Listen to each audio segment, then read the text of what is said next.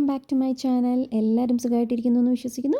അപ്പോൾ ഇന്ന് ഞാൻ വന്നിരിക്കുന്നത് ദിവാലി സ്പെഷ്യൽ വീറ്റ് പേടയുമായിട്ടാണ്.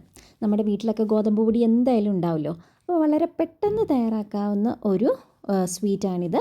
അപ്പോൾ അതെങ്ങനെയാണ് ചെയ്യുന്നതെന്ന് നമുക്കൊന്ന് കണ്ടു നോക്കാം. അപ്പോൾ അതിനായിട്ട് ഞാനിവിടെ ആദ്യം തന്നെ അടികട്ടിയുള്ള ഒരു പാത്രം എടുത്തിട്ടുണ്ട്. അതിലേക്ക് നമുക്ക് ഗോതമ്പ് പൊടി ഒന്ന് അരിച്ച് ഇടാം. അപ്പോൾ ഞാനിവിടെ ഒരു കപ്പ് ഗോതമ്പ് പൊടിയാണ് എടുത്തിരിക്കുന്നത്.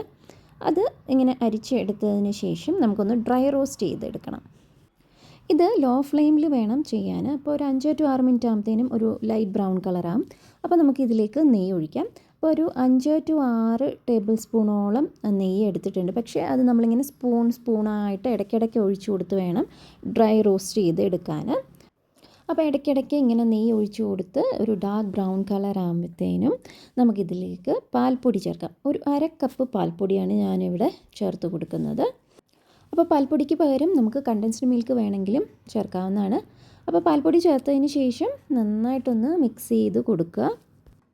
അപ്പോൾ അത് നന്നായിട്ട് മിക്സ് ചെയ്തതിന് ശേഷം നമുക്കിതിലേക്ക് ഒരു 1/2 ടീസ്പൂൺ ഏലക്ക പൊടിച്ചത് ചേർക്കാം. അപ്പോൾ 1/2 to 1 ടീസ്പൂൺ വരെയൊക്കെ ചേർക്കാവുന്നതാണ്.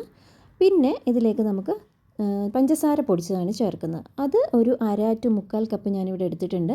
പക്ഷേ ഞാൻ ഫുള്ള് ചേർക്കുന്നില്ല. ആദ്യം തന്നെ അതിൻ്റെ മധുരമൊക്കെ ഒന്ന് നോക്കിയിട്ട് വേണമെങ്കിൽ വീണ്ടും ചേർക്കാവുന്നതാണ്.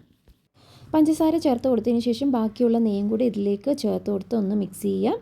എന്നിട്ട് നമുക്ക് അവസാനമായി ഇതിലേക്ക് കുറേശ്ശെ പാലും കൂടി ചേർത്ത് കൊടുക്കാം. അതും ഒരു 3-4 ടേബിൾ സ്പൂൺ പാൽ ഞാനിവിടെ ചേർക്കുന്നുണ്ട്. അപ്പോൾ അത് നമുക്കിങ്ങനെ ചേർത്ത് കൊടുത്ത് നമുക്കൊന്ന് ഉരുട്ടിയെടുക്കാൻ പാകത്തിൽ എത്രത്തോളം ആകുന്ന ആ ഒരു അളവ് വരെ നമുക്ക് പാൽ ചേർത്ത് കൊടുക്കാവുന്നതാണ്. അപ്പോൾ അത് നിങ്ങൾ ചെയ്ത് വരുമ്പോൾ എങ്ങനെയാണെന്ന് നോക്കുക. എന്നിട്ട് അതനുസരിച്ച് പാലിൻ്റെ അളവ് തീരുമാനിക്കുക. അപ്പോൾ അത്രയേ ഉള്ളൂ. നമുക്കിനി ഇതൊരു പ്ലേറ്റിലേക്ക് ഇട്ട് വയ്ക്കാം ഒന്ന് ചൂടാറാനായിട്ട്. അപ്പോൾ ഇതാ ഇതിൻ്റെ ചൂടൊക്കെ ഒന്ന് മാറി നമുക്ക് ഉരുട്ടാൻ പറ്റുന്ന ഒരു ചെറിയ ചൂട് മാത്രമേ ഇപ്പോൾ ഉള്ളൂ. അപ്പോൾ ഇത് ചൂടാറാൻ വെച്ചപ്പോൾ ഇതിൽ ചെറിയ ഇങ്ങനെ കട്ടകളൊക്കെ ഉണ്ടെങ്കിൽ നമുക്ക് മിക്സിയിലിട്ട് ഒന്ന് കറക്കിയെടുക്കാം. അപ്പോൾ ഞാൻ അങ്ങനെ കറക്കിയെടുത്തിരിക്കുന്നതാണിത്. അപ്പോൾ നമുക്ക് കുറച്ചുകൂടി ഇങ്ങനെ കുഴച്ച് ഉരുട്ടിയെടുക്കാനും എളുപ്പമാവും. അപ്പോൾ ഇങ്ങനെ ഉരുട്ടിയെടുത്തതിന് ശേഷം നമുക്ക് ഇഷ്ടമുള്ള ഷേപ്പിലാക്കാം. ഒന്നെങ്കിൽ ഇങ്ങനെ നടുക്കൊരു കുഴി കൊടുത്തിട്ട് അങ്ങനെ ചെയ്യാം. അല്ലെങ്കിൽ നമ്മളിങ്ങനെ ഫ്രൈ ചെയ്യാൻ ഉപയോഗിക്കുന്ന ഈ ഒരു സാധനം ഉണ്ടല്ലോ, അത് വെച്ചിട്ട് ഇങ്ങനെ ഒരു ഷേപ്പ് കൊടുക്കാം.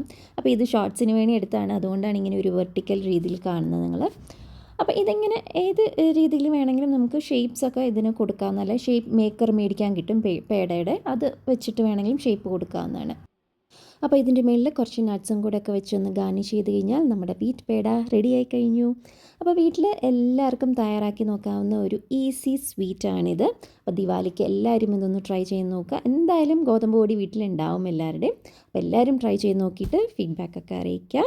അപ്പം നമുക്കിനി അടുത്ത വീഡിയോയിലൂടെ കാണാം. അതിന് മുൻപായിട്ട് എല്ലാവർക്കും എൻ്റെ വക അഡ്വാൻസ് ഹാപ്പി ദിവാലി. നമുക്കിനി അടുത്ത വീഡിയോയിലൂടെ കാണാം. അതുവരേക്കും ബൈ. Thank you.